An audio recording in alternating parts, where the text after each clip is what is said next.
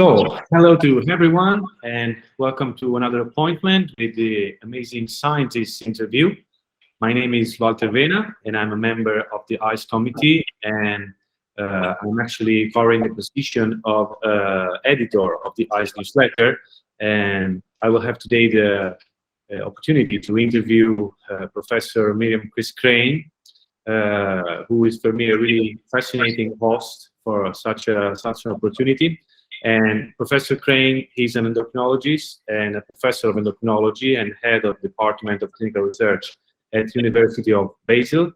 And also she is lead in the ESE Educational Committee, which I'm also working with. And for those who don't know, her main field of interest are the research in the vasopressin-dependent diseases and basically the fluid homeostasis.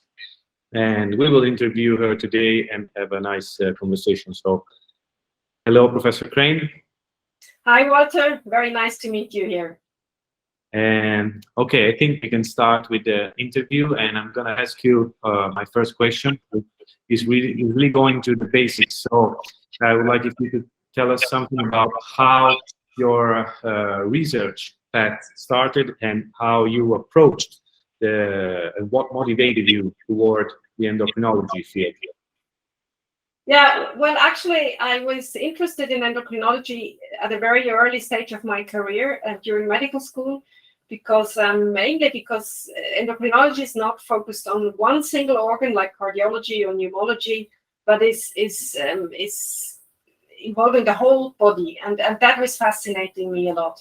And also, it's a logical field. It's very theoretical. You have many different laboratory values, you have imaging, you have the history of the patient, and based on that you then make a diagnosis of a patient. So this is really what fascinated me, and I decided then during medical school to do a short volunteer stay in endocrinology, and this clearly confirmed my wish to become an endocrinologist. And also on a minor point, my manual skills are not very good. I'm not very talented in that.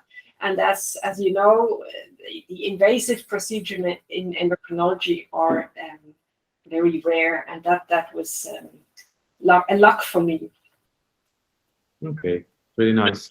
And if I may ask, did you recognize during the path any like key moment, like the moment that made you switch and understand, okay, this is right for me, this is my place?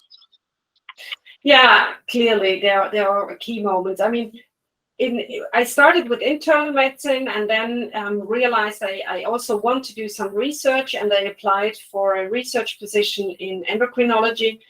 And I got that at the University Hospital of Basel, and I started actually with research projects in subclinical hypothyroidism and in male hypogonadism, so completely different topics that I do now. And one of my key moments actually was that when I was given the opportunity to combine clinical work in endocrinology and clinical research in endocrinology. So that was a moment when I realized that's my destination. That's what I want to do, to see patients on the one hand, on the one side, and on the other hand also to have the chance to do research. Well, that was one key moment. And another key moment was during my PhD in London at St. Bartholomew's Hospital in the lab of Marta Korbinitz and Ashley Grossman. And I learned a lot about neuroendocrinology, about the pituitary. And the key moment there was that I really became fascinated by this gland, by the pituitary gland, and I knew I want to specialize on the pituitary and on neuroendocrinology. Still, I moved 2 millimeters away from the anterior pituitary to the posterior pituitary to separate a bit from them, and that's where I am now. Wow, that's a big 2 millimeter move, I guess. Exactly. And also, I find really interesting the fact that your research topic changed a lot, and probably the fact that you had a new topic to focus on in this new group led you to, probably fed your interest and let your interest be even bigger, probably. You were already interested in the field of endocrinology, but then you saw after thyroid something new, and this was really challenging, probably, I think. Yeah, absolutely. And so talking about challenges, what would you consider throughout your path the greatest challenge that you faced, and how you passed by it?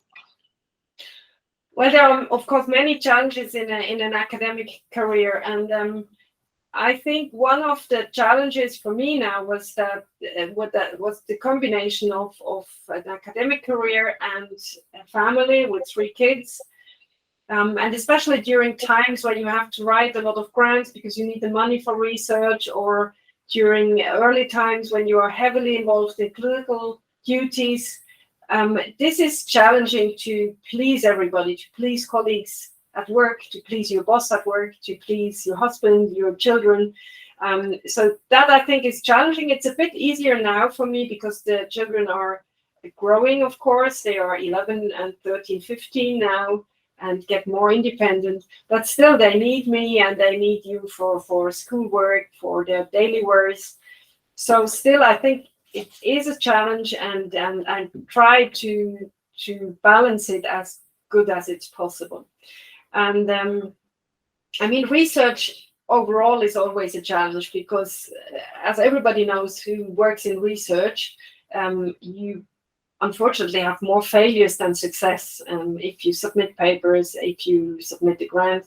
And it's a challenge to keep your motivation and to focus rather on the ups and on the successes and not on the downs and on the failures. And if you talk about challenges, maybe another challenge is certainly time, as always. And I really like to supervise young colleagues and my PhD students, and I see a challenge there because I want to have enough time, at least 1 hour per week, to discuss the projects with them, but also on a daily basis to have an open door for their concerns and questions. And it's challenging to find this time, especially again in times where there is a lot to do and there is conferences or talks abroad. But yeah, there is certainly a lot more challenges, but then that's the main ones. I would like to ask you a little bit personal, because you mentioned that you are a mother of 3 children, and do you think that becoming a mother made of you a better mentor, because somehow you are trying to be like more nice, probably with your young fellows? Probably after you become a mother, it's easier to see things also in their perspectives. Is this right, or am I? Well, in a way, I think it's true, yes, because I better understand the worries of the young ones in my group, especially now that my children are a bit younger, of course, but almost the same age than my young PhD students. But on the other hand, I know a lot of female and male supervisors and mentors without children, and they are fabulous mentors. So I don't think it's like really needed that you have children, but if you ask me personally, I think yes, I have more understanding for the really young PhD students. Also, if they come to my office for the first time and apply for a job and seem a bit lost, then I think on my son and think he would be equally lost if he goes for his first application. So yes, in a way yes, and in a way no. I see that a lot. I mean, often in really young med students, they appear, I would describe, I believe, the same word, lost. Like they don't have referrals on even exactly what they like, what they feel during their practice in hospital. And it's a little bit difficult for me to communicate with them. And sometimes I just, forget about the medical part. And I get really personal with these young guys and talk about, like, give them some general advice. I try to understand something what you like first, and then use your energy to go in that direction. I don't know if it happens to you or it happened in the past. I don't know. If you see some changes in young career, very early young career doctors. You mean changes in comparison to how it was in earlier years? I mean, it clearly has changes. If you look at the careers today, I mean, the challenges are probably similar, or at least the challenges I faced, they are still there. I think there is additional challenges. Certainly, COVID-19 was very difficult for many young persons because networking, traveling was impossible or very difficult. On the other hand, it brought in Zoom and Teams and many other things. So the young generation is able now to network, to contact people abroad, or via Zoom, via Teams. Also, if I look at clinical work, I think that changed a lot, and there is much more cost pressures in the hospitals. You have to see more patients within less time, and you have much more administrative work than compared to the time I was young and I was starting my clinical work. So I think to have protected research time is more challenging than it was when I was young. So sorry. Yeah. I mean, it's the same in Switzerland as it is in Italy. There is a lot of bureaucratic work and much less time to spend actually with the patient, talking and visiting the patient. Exactly. Yeah. I think that's quite a big problem in general in healthcare. But so we spoke about some challenges for your path and some challenges right now for young fellows. And how do you think that our community, EYES, into the European society and in general, I mean, in the general audience, can be helpful, and what is the main impact which we aim to have to be useful in this context? Yeah, I mean, EYES already does a lot of things for the young members and also European Society of Endocrinology. So I think what is important is that there is a community to connect, to meet, to have a society life for the young members. What I also think is very important is to have exchange programs, which already exist to some part.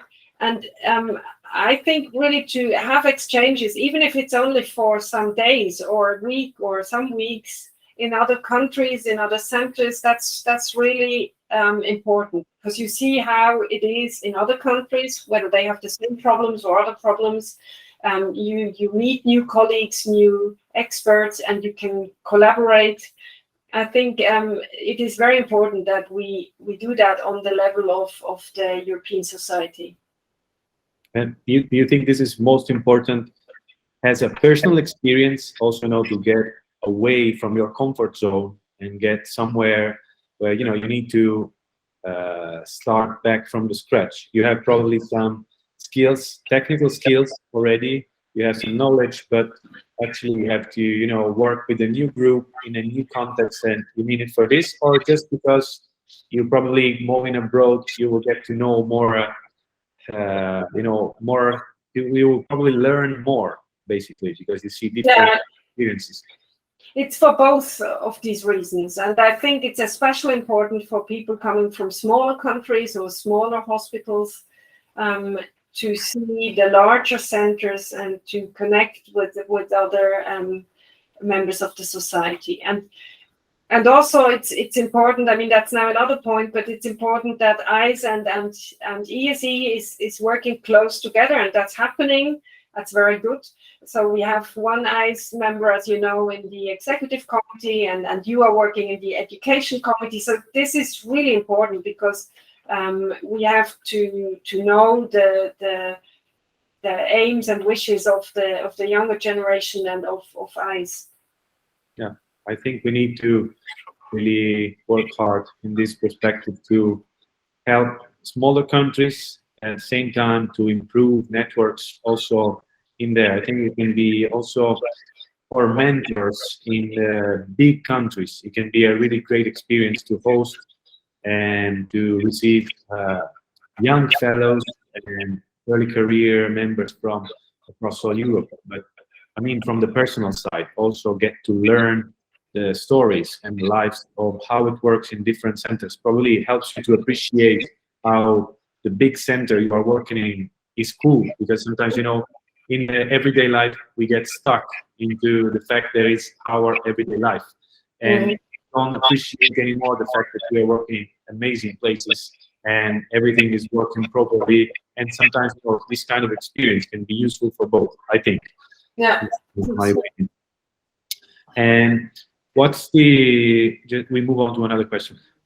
What advice would you give to some young fellow which is setting out in endocrinology today? What would be your main advice?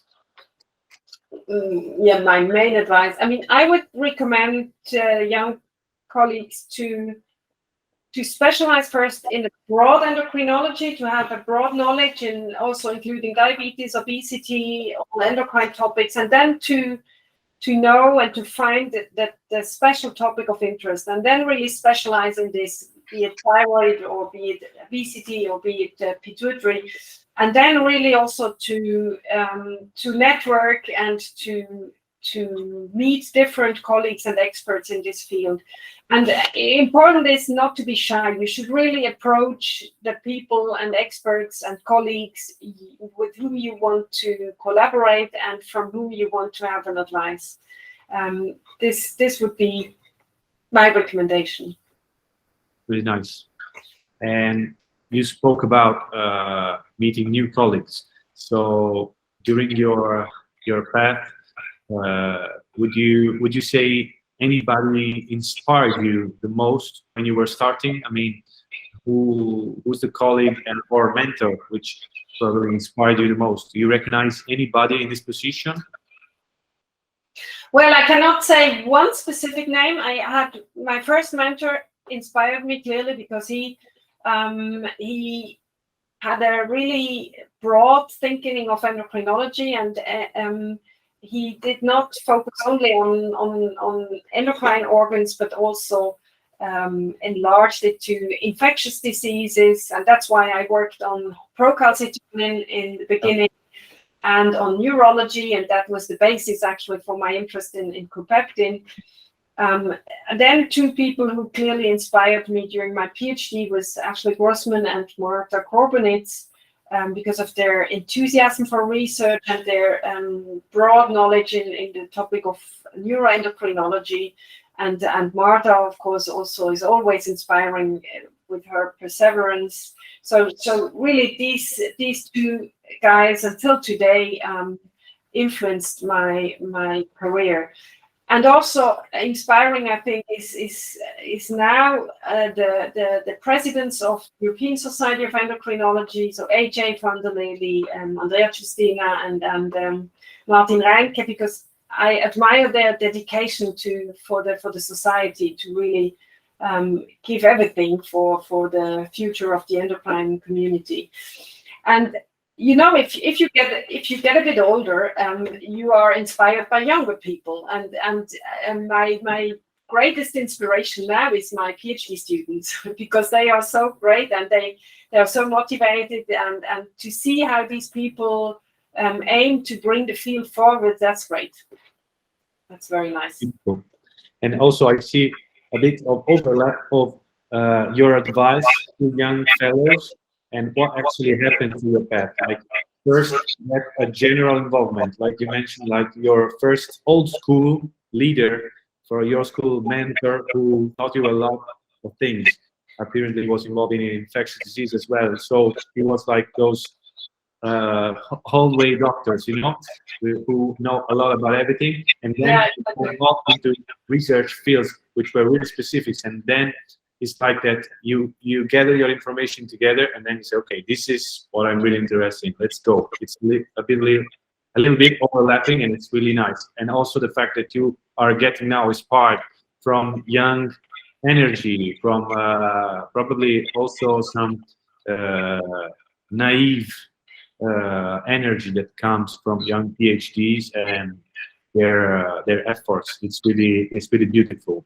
Yeah, they have so many ideas, and you should take your time to find out what topic is really interesting you. There are so many interesting topics, in endocrinology and also in other fields, and you don't have to specialize too early, I think.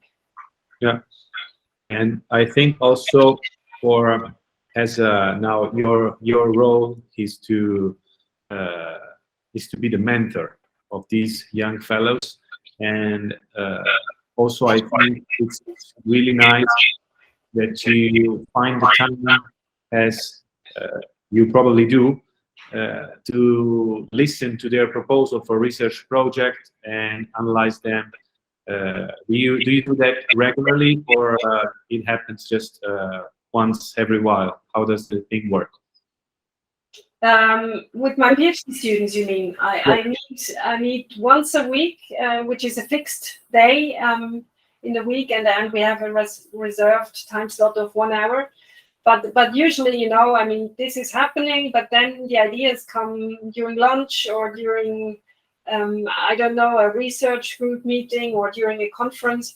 So this is going in parallel. We have a fixed time slot, and then we meet very regularly during the week. That's nice. That's really nice. And so I have just 2 more and bonus questions from you, which I didn't advise because I wanted to hear the question by heart. So you, Mirjam, you meet yourself 20 years ago. You can give yourself only one advice. What would you say to your younger self? You mean the advice which 20 years ago I would give my younger self? Yeah. Yeah, that's a very good question. Let me think. I mean, 20 years ago, I would say to myself, don't put too much pressure to specialize early. Don't put too much pressure on your academic career. It will happen if it should happen. But the problem I had 20 years ago in Switzerland, you have to start with your own brand, and then if you have your brand, you really feel the pressure to apply for professorship, etc., to be successful. And with that, you forget to enjoy actually what you have with a research grant, just being able to do research and clinical work, but without all these duties you have at a later stage. When you are a full professor, you have all these commission work, you have hospital work, you have budget work, etc., and you should enjoy the time when being young and having time for research and for clinical work without too much bureaucracy. That's really beautiful, and I think that it's something that happens a little bit spread out everywhere. So if I understood, the concept is don't rush to your career, because if you like it and if you are some way good at it and you put your effort, it will happen. You don't have to rush anything. But when it's in the perspective of a young fellow, probably it's like that.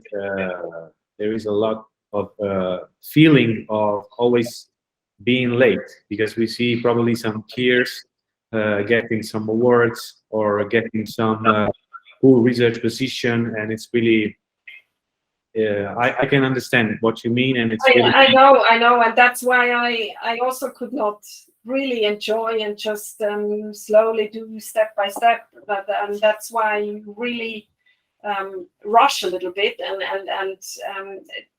do a lot of things all at the same time. But on the other hand, that's also good, and I don't say that I suffered, of course not. I enjoyed doing my stuff, and I just say be a bit relaxed, because if you really want, and if you are hardworking, and if you have good ideas, that will happen. Your career will happen. I completely agree with you, and I think this is just a suggestion from a young member to a mentor. It's important also that the mentors share this advice with their own mentee, basically the PhD students and the medicine students, because I think that if my mentor comes to me and tells me that don't you rush, take your time, enjoy what you do the most. This is the most important thing. Enjoy the thing. Otherwise, you're just working as a machine to perform, to do something, and it's just you don't really enjoy the road. It's just really nice.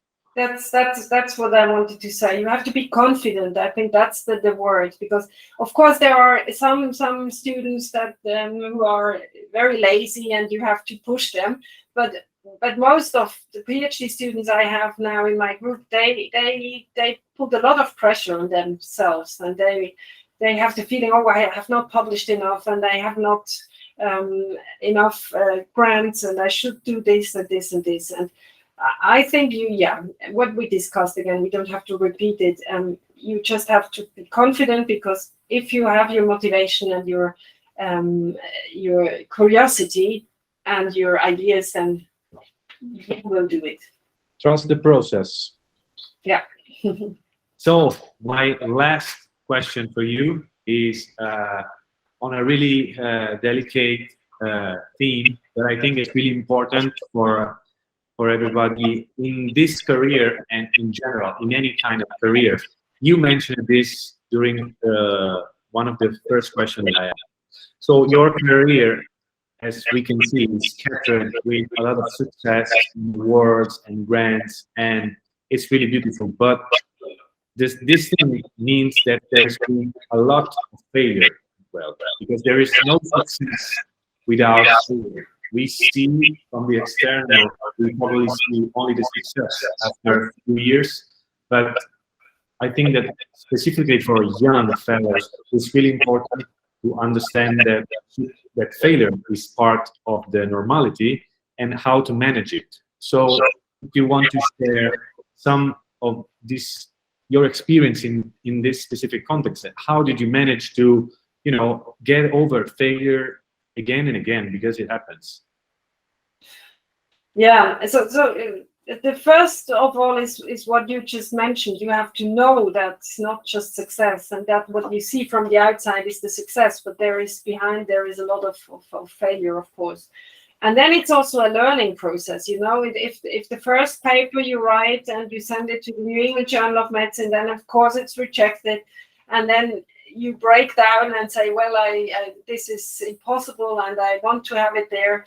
And then with some time and with some years, that happens, and you are disappointed, of course, and that's your right to be disappointed, but it's not to the same extent than it was in the first papers. So I think you have.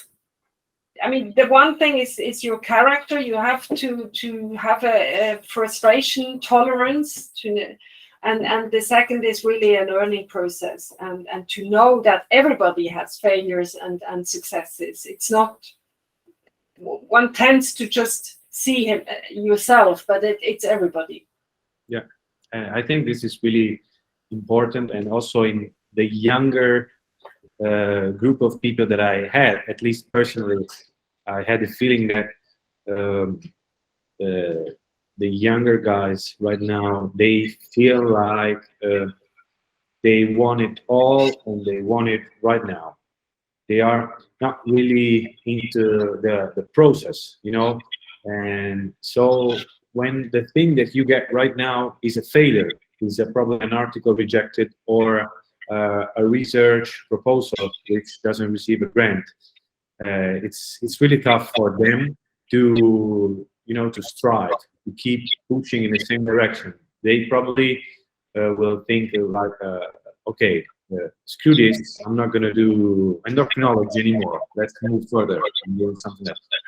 And I don't know, it's really challenging, I think, for you as mentors to lead the way, because I think it's really important to share experience about failure, how badly we failed. We all did, and also a lot of big personalities that we know from the past, Einstein, Darwin. If we go to search in their personal lives and scientific lives, like they had most failures and then a few small goals achieved in their research, and that's really incredible because we all only talk about those and never about those. A huge part of it. Yeah, So, exactly. yeah. You need to teach also as a mentor. You need to teach patients. Exactly. Yeah. That's really beautiful. And so I think that we passed through all the questions in our interview. I really want to thank you from the ICE committee, which I represent, and from the whole ICE community and network. And I hope that this interview is going to be spread across the community and inspire somebody, probably coming at your department very soon, to get to learn a lot about neuroendocrinology. And so really, thank you, Professor Crain. It was a great pleasure to have you. Thank you very much, Walter. That was a pleasure discussing with you.